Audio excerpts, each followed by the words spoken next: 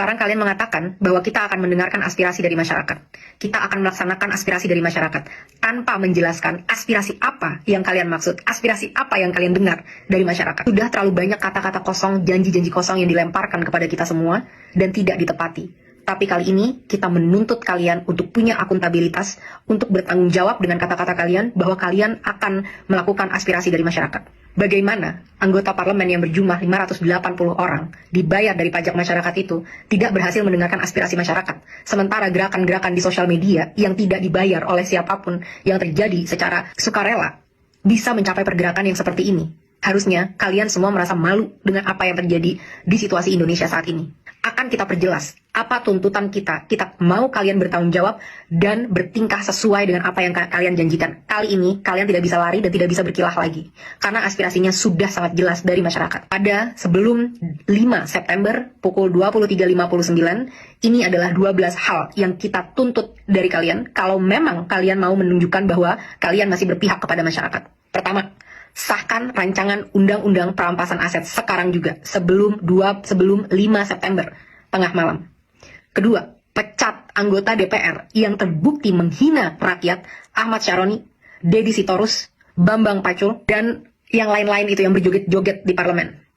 Mereka yang hanya mewakili kepentingan partai politik dan tidak kredibel untuk merepresentasikan kita, apalagi membuat kebijakan-kebijakan. Kita minta KPK, pahlawan kita, untuk segera cek seluruh harta dan aset mereka. Apakah itu didapat dari uang yang benar-benar legal atau ada permainan-permainan dari harta-harta tersebut. Crazy rich itu tidak mungkin bisa sekaya itu tanpa melakukan hal-hal yang tidak dibenarkan secara hukum. 3. Bebaskan pihak-pihak yang kalian tahan karena menyampaikan aspirasinya. Jangan salahkan semua terhadap masyarakat. Kalian juga harus bisa refleksi kenapa masyarakat bisa sampai semarah itu. Karena kalian selama ini sudah benar-benar tuli dan mati empati terhadap aspirasi dari masyarakat. Saat kita mau mendatangi rumah kita sendiri yang kita bayar dan kita bangun dengan hasil keringat sendiri, kita dipertemukan dan dihajar dengan aparat-aparat dan segala peralatan yang dibeli dari hasil pajak rakyat. Bebaskan mereka semua. Mereka hanya mau melakukan aspirasi. 4. Reformasi DPR. Kalau memang kalian tidak mau DPR dibubarkan, maka reformasi habis-habisan bagaimana cara kalian bekerja. 1.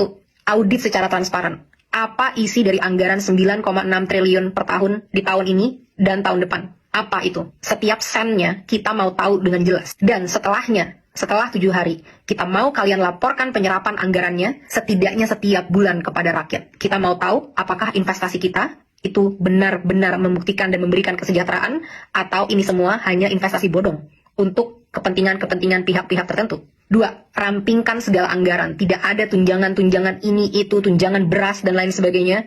Dan rampingkan jumlah anggota DPR. Bersihkan DPR dari pengkhianat-pengkhianat rakyat. Pengkhianat-pengkhianat bosnya sendiri. Potong semua anggaran yang tidak urgent untuk kesejahteraan masyarakat. Rapat-rapat, kunjungan kerja ke luar negeri, patwal, dan semua itu tidak ada hubungannya dengan kesejahteraan masyarakat. Hentikan budaya gila hormat, karena kalian semua adalah karyawan. Bertingkahlah seperti karyawan. 3. Tolak mantan napi korupsi sebagai anggota DPR ataupun anggota BUMN. Tidak ada lagi penghargaan terhadap pengkhianat bangsa yang merampok kekayaan rakyat. 4.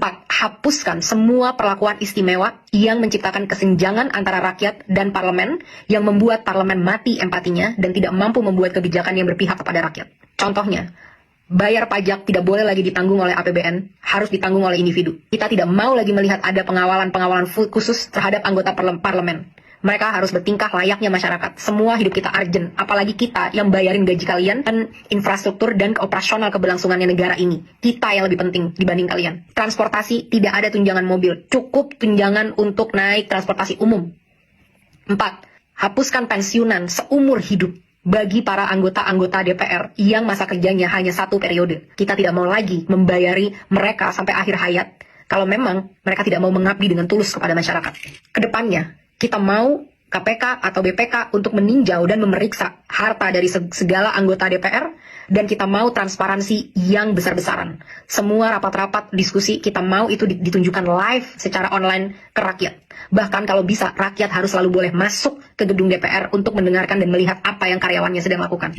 5. Tunjangan gaji dan tunjangan-tunjangan yang lain, total take home pay, total yang bisa kalian bawa pulang, tidak boleh melebihi 5 kali upah minimum UMR nasional dari masyarakat. Harus jelas kemana setiap anggaran-anggaran ini, dan kita mau jelas berapa yang diterima. Tidak boleh lagi ada kesimpang siuran yang berkata ada yang menerima segini, segitu, dan lain sebagainya. Harus jelas berapa yang diterima sebagai take home pay, kita harus tahu itu.